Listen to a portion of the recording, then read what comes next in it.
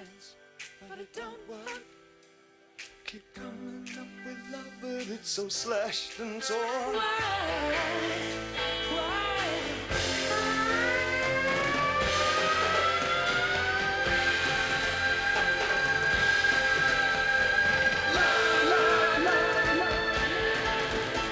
Insanity laughs under pressure, we're breaking. Can we give ourselves one more chance? Why can't we give love that one more chance? Why can't we give love, give love, give love, give love, give love, give love, give love? 'Cause love's such an old-fashioned word, and love dares you to care for the people on the edge of the night, and love dares you to change our way of caring about ourselves. This is our last dance. This is our last dance. This is ourselves. Under pressure. Under pressure. Pressure.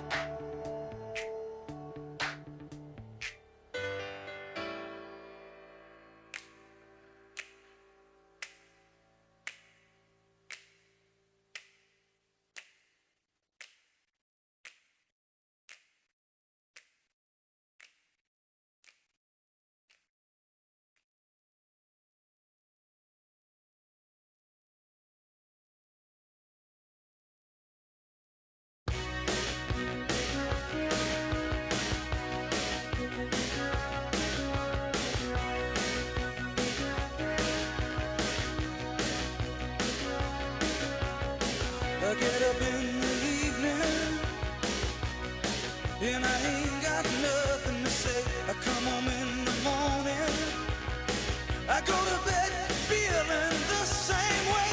I ain't nothing but tired. Man, I'm just tired and bored with myself.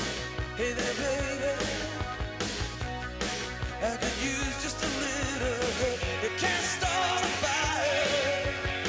You can't start a fire without a spark. This gun's for hire, even if we're just dancing in the dark.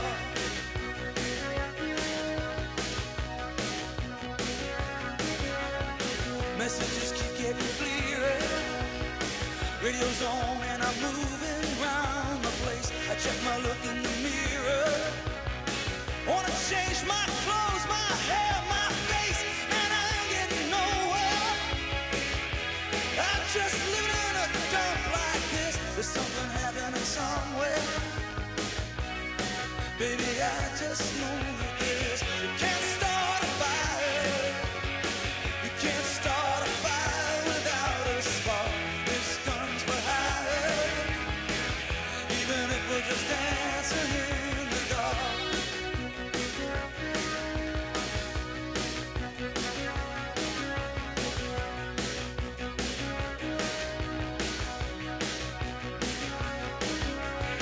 You sit around getting older.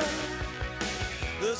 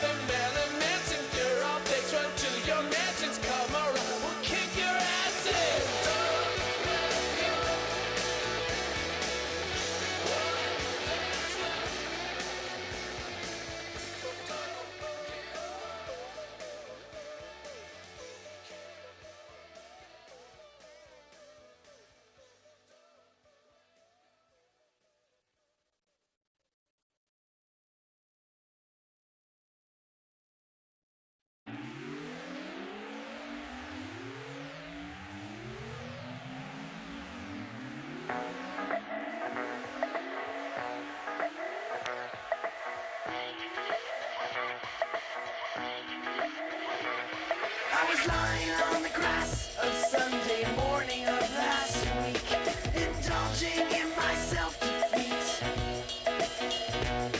My mind was thugged, all laced and bugged, all twisted, wrong and beat. Uncomfortable, 3 feet deep. Now the fuzzy stare from not being there on a confusing morning week. Impair my tribal lunar speak. And of course you can't become if you only say what you would have done. So I missed a million miles of fun. I know it's up for me. If you steal my sunshine, Making sure I'm not in too deep. if you steal my sunshine, Keep me versed and on my feet. if you steal my sunshine.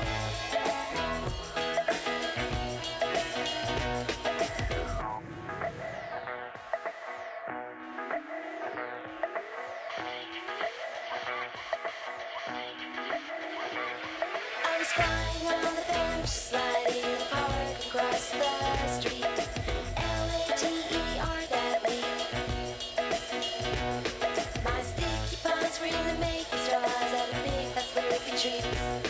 An incredible lake for the heat. Now the funny glare of pale gleaming tear and staring under heat, involved in unusual feet. And I'm not only a monk, but I invite who will wanna come.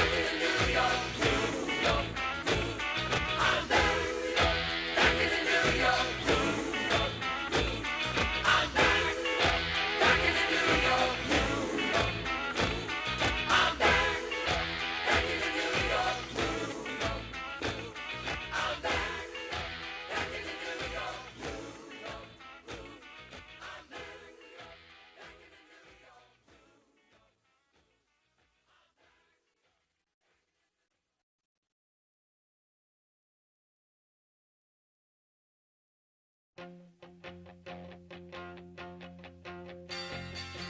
you isn't the right thing to do. And how can I ever change things that I feel? If I could, maybe I'd give you my world. How can I, when you won't take it from me?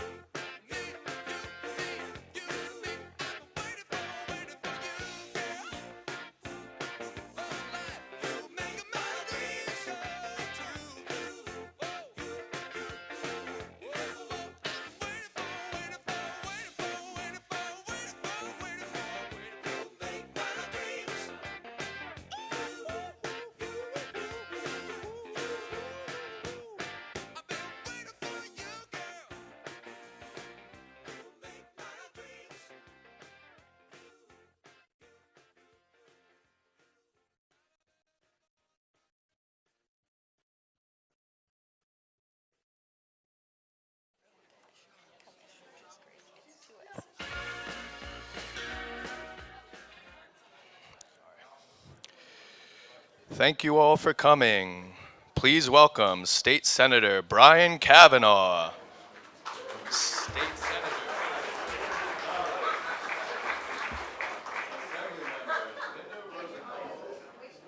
Assembly Member Emily Gallagher. Assembly Member Alex Boris. Council Member Lincoln Ressler.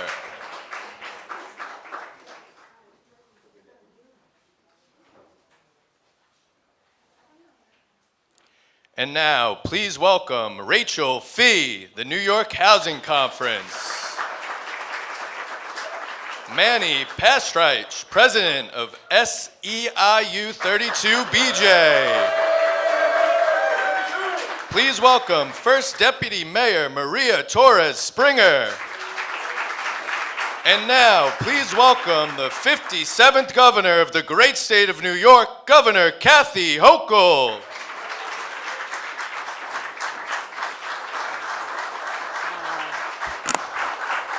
Good morning, good morning. Any day we're talking about housing in New York City is a good day, right? We are on the cusp of so much explosive growth in our housing industry, and I'm so proud to be here with our leaders. Representing the Adams administration, we have Deputy Mayor Maria Torres Springer. I look forward to continuing our relationship. This is our third event together. We always do housing together. We've got some great announcements. You've been extraordinary and a great champion for new housing in New York City. I think we were here in July of 2023. We announced a series of executive actions to jumpstart housing growth. And then just this past February, what a great day it was in Gowanus when we had over 5,000 installed units. So we've been working closely together. So thank you and the administration for all your efforts to make sure that we build a more livable, affordable New York City. Also, really proud to have our elected officials who's been acknowledged here today, but I want to give them a special shout out. Our state senators, Brian Kavanaugh and Kristen Gonzalez, our assembly members, Linda Rosenthal, Emily Gallagher, Alex Boris, Councilmember Lincoln Ressler, and also Rachel Fee, who's been at our side as we negotiated the most complicated, most effective housing deal in over 50 years here in the state of New York. You've been a tremendous partner. I want to thank you. And of course, Manny Pastrich of 32BJ, who's been at our side also, making sure that the working men and women of this state have a piece of the pie, and I want to thank him for his leadership as well.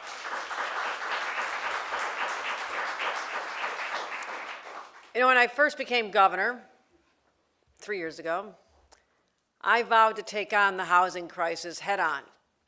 A lot of people said, don't go there.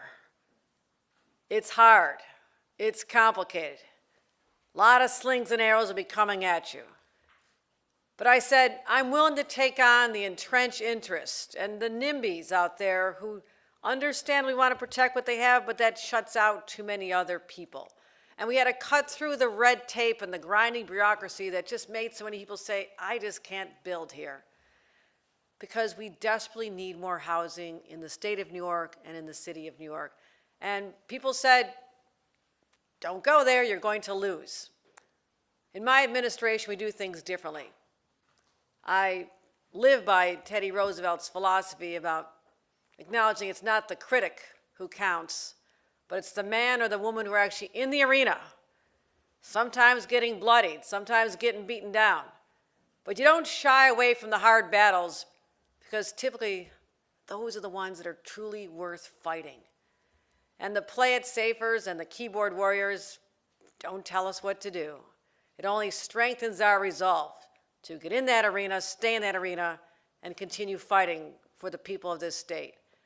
And for what we believe in, fight for what we believe in. And I'll tell you who I believe in. I believe that teachers and firefighters and law enforcement and healthcare workers should be able to live in the communities they serve. That is a right that they should have. I believe that young people coming here with that excitement in their hearts, they leave a great college, come here to build their dreams, launching their careers, they should be able to afford a decent apartment. And I believe that parents raising their kids should have the same neighborhoods for their children so they can get acquainted with their grandchildren. And I believe that seniors who gave so much to their communities over their lifetime living now on fixed income, struggling, should not be forced out of the places they spent their entire lives. These are the people I'm fighting for. And if you ask so many of them, what is your number one concern? What are you worried about? And it's just the phrase affordability, but also cost of living is so high. And what's your number one expense here in New York? Your number one expense? Housing. It's your apartment, it's your rent, or if you're fortunate enough to have a home, it is your mortgage. So how do we get over that? How do we solve this crisis? It is so simple, my friends.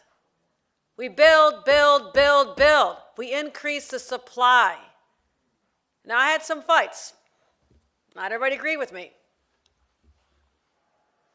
We kept fighting. And as I said, we passed the most significant housing package in Albany in 50 years. And one of the things we had to do was acknowledge that 2 years earlier, when the legislature allowed the 421A exemption to lapse, and I was told by some people that people will build anyhow. The developers will build anyhow. They don't need this incentive. They'll just keep building without an incentive to build affordable housing. I said, I don't think so. Not how it works. But we tested that theory, they tested that theory, and after 2 years, new housing permits and starts go down 85%.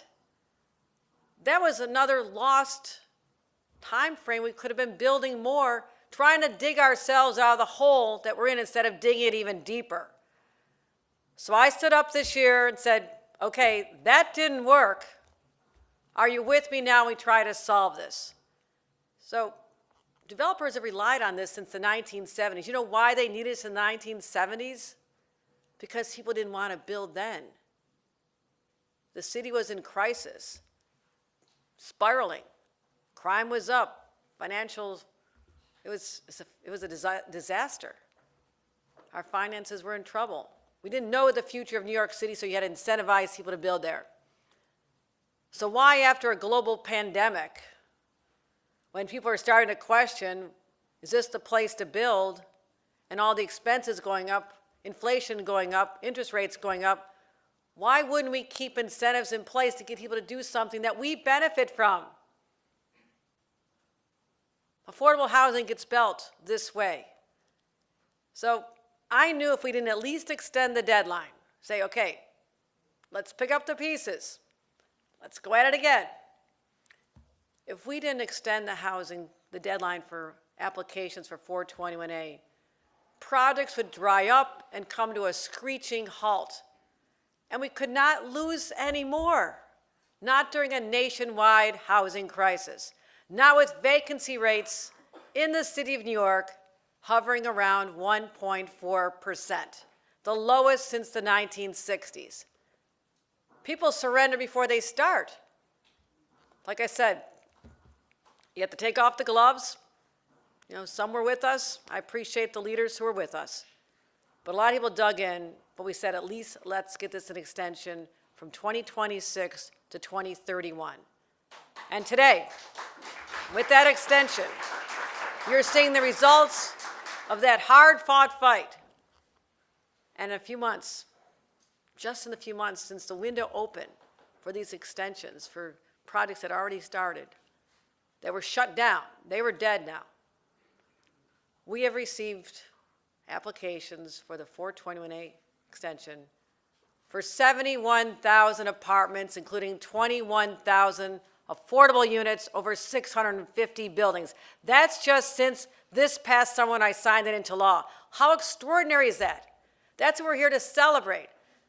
21,000 affordable housing units that were going to be dead and buried. That's home for more families. 21,000 homes for working class New Yorkers that children can grow up in. Single moms and people are taking care of their grandparents, their parents, adults, recent graduates. Tens of thousands of people will be able to be free of the crippling stress that comes when rent is just too damn high. And people will finally say, we have a place, we have a home. And this is just part of one piece of our grander vision. We create an incentive once that expires. and all those amazing units are built and glimmering in our sky. We have a replacement, 485X. We also have a way to incentivize the conversion of office space into affordable housing. It makes so much sense. And you just have to step back and say, why do we have so many barriers? Why? Why do we make it so difficult to do what other cities have done? And you think about why people leave New York State, I study this. Top 5 destinations people go to if they're not staying here in New York. Florida and Texas, I can't speak for you, you have to deal with the weather. You'll be back, you'll be back. But think about this. The rest aren't leaving because of taxes or the weather here. It's New Jersey, Connecticut, and Pennsylvania. Those are the top destinations. They have nice governors too, I know them all. But they're not New York. So how are we losing this? How are we losing the race to build more housing to other states that are our neighbors, have the same weather, same taxes, same environmental challenges, and more people want to be here? This is a failure of ambition that I will no longer tolerate, and have spoken on this for my entire time as governor, and will continue working with the mayor and his administration to break down all these barriers once and for all and say, we will build here in New York. And so other things, other challenges, the housing density, a cap on housing density. Why? We keep those in place. We're saying no to so many more people who want to be here. We had to face down opposition and all, but even to that, these common sense initiatives. But we are successful. And now the city is running with the baton. We handed it off to you. And the Planning Commission recently approved zoning changes under the City of Yes housing plan. Thank you, thank you. And a number of those could not have happened if we didn't take action at the state level first to say you have the power to do it. And that's the beauty of a relationship that works. And I also want to thank New York City on becoming a pro-housing community, a certified pro-housing community. Now you wonder what that means. Now when I first went on my first go-round with our housing initiative, everybody said, no sticks, we don't like to be beaten down. Okay, what's your alternative? Give us a lot of carrots. So those of you may recall, I showed up at a press conference, the biggest carrots I could find. These weren't those little ones that end up in a plastic bag and you don't really know if they're real or not. This is a big, big bunch of carrots. I said, how about $650 million worth of carrots on the table if you become a pro-housing community? Now, at first, there were just a couple. I said, well, they're going to do very well, these local governments, because $650 million, I'm dividing up among these top 5. Oh, boy, that got the competitive juices going. I was just on Long Island yesterday, and they're saying, no, hurry up and certify us. Hurry up and certify us. We want some of that money. The far reaches, Republican communities on the far reaches of Long Island are signing up for this. That's what it's all about. When you refuse to take no for an answer, you find another path forward, and you are successful. So the legislature and I have worked so closely together on this, making sure that we have this money available. It's discretionary state funding that'll go to communities, and now New York City has been certified, so you'll be getting a share of this as well with your application. So I want to close with this. New York is the greatest state in the nation. And I believe it's because of its people. The people who stay here and those who are drawn here, attracted to the energy and vitality and the life. I spend a lot of time walking around this city. You do not know it's me because I change baseball caps every night and I have different sunglasses and a different pair of jeans. But that is me who just came over here over the weekend, took the ferry over, walked along Brooklyn Bridge Park, jaw-droppingly beautiful, walked through our communities, went down to Lower Manhattan, took the ferry back over there, walked everywhere, ended up at Barclays, saw the Liberty win, it was a great game. I'm out there all the time. I'm looking up at the sky.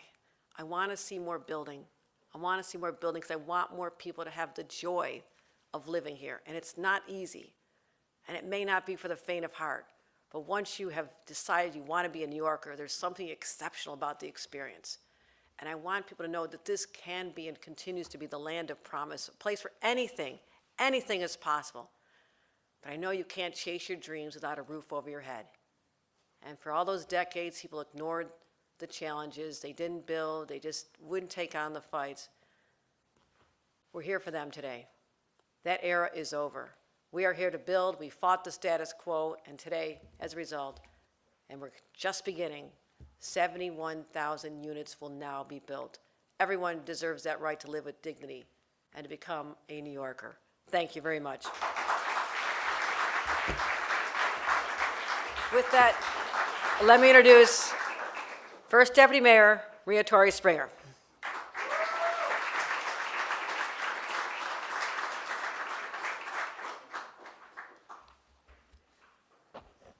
Good morning, everyone. I am so thrilled to be here with all of you today to share and celebrate the incredible progress we've made together in implementing one of our major state legislative achievements, the extension, of course, of the 421A program. Now, in the face of this housing crisis, we've known that we really don't have any more time for hand-wringing, for finger-pointing, for pearl-clutching.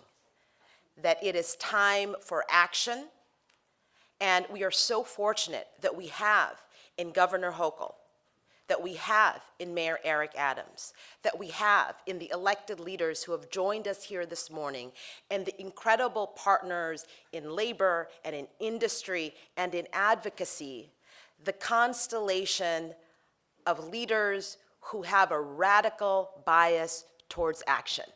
Because that is what's needed, right?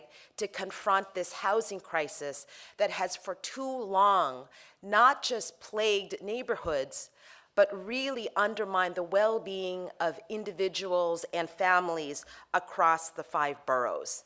And it wasn't that long ago, in the throes of our work in Albany with so many partners, that we made the case for the extension of the 421A program. And what is so important about today's announcement is that we said at the time this was really needed.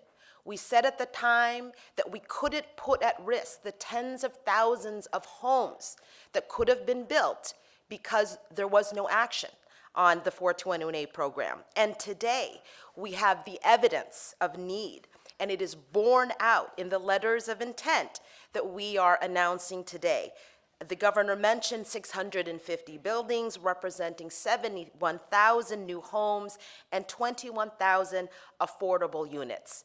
Now, it took that leadership, that success in Albany with the landmark housing deal, and it also took the incredible efforts of public servants at the Department of Housing Preservation and Development, represented here today by Commissioner Adolfo Carrion. So I just want to thank you for making sure that we use the tools that we fought so hard to get last legislative session and use them with speed, with urgency, and with so much energy. And so between the numbers we are announcing today and the record production, again made possible by HPD and HDC in the last fiscal year, the new rules that we just published for the new 421A program, for the new office tax incentive program, with all of the steps that we are taking to take advantage of the lifting of the FAR cap that the governor mentioned. And of course, what is really, we are poised to not just take action on, but we are poised to really meet the ambition that the governor mentioned before for our city. The City of Yes for housing opportunity. In just a few short weeks, our great partners of the City Council will be voting on this initiative.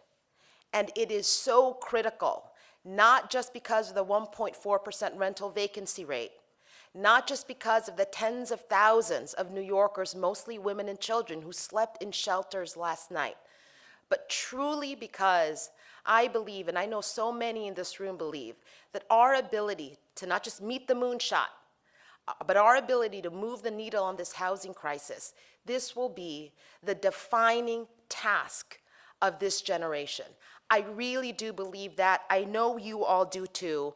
And so I just cannot state enough how important this moment is in our city's history. And we have the opportunity to use all these tools with the energy that I mentioned. We have the ability to take a big step forward, a great leap forward in our city through the City of Yes for housing opportunity. And we have to keep going. I was talking to the senator earlier. We got a lot done in housing last session together, but there's so much more to do. And so if there's one message that I will leave you with, it is certainly one of gratitude for the many levels of government and many partners across the sectors who made today possible. But it is, of course, continued encouragement and a continued call to action for all of the work that we must continue to do to make sure that this city, and the governor mentioned, this country has always been a land of opportunity. And I've always believed that the purest distillation of that ambition is our great city, New York City. And so let us be faithful to that ambition. Let us be faithful to that history by continuing to do all that we can to solve the housing crisis. And we have, fortunately, so many great partners in this work.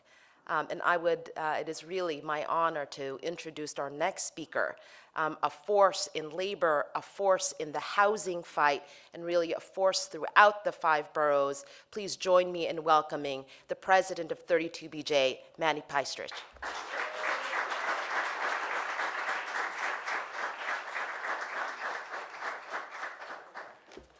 All right, I can't resist. 32! BJ! All right, good morning. Thank you, Maria, for that introduction. Governor Hochul, thank you. Bringing us together today to celebrate more housing for New Yorkers, to celebrate more affordable housing for New Yorkers, and also to celebrate more union standards jobs as we go along the way. I also want to thank the work that the mayor is doing, and thank you, First Deputy Mayor Torres Springer. Your continued leadership is so important to this thing. And I also want to just say, who's speaking next, Rachel Fee is an incredible advocate, and we have appreciated working with you as well. This is the kind of day I love, gathering with elected officials, labor partners, and advocates, the leaders of our great city and state, coming together to address the needs of working people and union members like we need so desperately. 32BJ members expect us to bargain good contracts, and we do, but they also expect us to be the voice on the issues that our 100,000 members here in New York care about. And first and foremost among those issues outside the workplace is the rising cost of housing, the eviction threats, and not being able to find housing near where you work. So thanks to the governor's leadership, the mayor's leadership, the leadership in the state Senate and Assembly, we passed a statewide bill for the first time in 3 years that addressed housing. It supported new development, it had labor standards, it had affordable housing requirements, and it finally put a stop to the worst of the rent gouging. And today we celebrate the progress that's been made thanks to the extension of 421A that was part of that legislation. As president of the largest building service union in the nation, I see the positive impacts that policies like 421A have on both our city's housing crisis as well as creating good paying jobs. And I will say, with the Yankees and the Mets in the playoffs, New York City's looking for a double win. But today, and through this legislation, we accomplished a triple win. First, we incentivize more housing. We won't solve the problem until we build hundreds and thousands of new units. Second, we're creating more affordable housing for our members, for working people, and the poorest so they have a place to live in this city. And third, we haven't lost sight that these developments need to create good paying jobs so people can afford to live in the city. So, when we can connect good jobs and good housing policy, that's the kind of win 32BJ members can get excited about. 32BJ members are a testament to what it looks like, or what a 421A program should look like. We know thousands of our members live in these 421A buildings, and we know thousands of our members work in good union jobs in these 421A buildings. And that's precisely what the governor's 421A extension legislation has done and made possible, so thank you for your leadership. But listen, there's legislation and there's results, and the results are in. 71,000 units of housing, 20,000 affordable housing units. That is incredible progress that we're here to celebrate today. So with that, give me a 32. So I'll just end with one more thank you to the governor, thank you to the mayor, the administration, and their continued leadership on behalf of working families. And let's keep moving forward. Let's make City of Yes a reality. Let's push forward in Albany to make sure New York works for working families. Thank you all. So I have the honor of introducing Rachel Fee from the New York Housing Conference.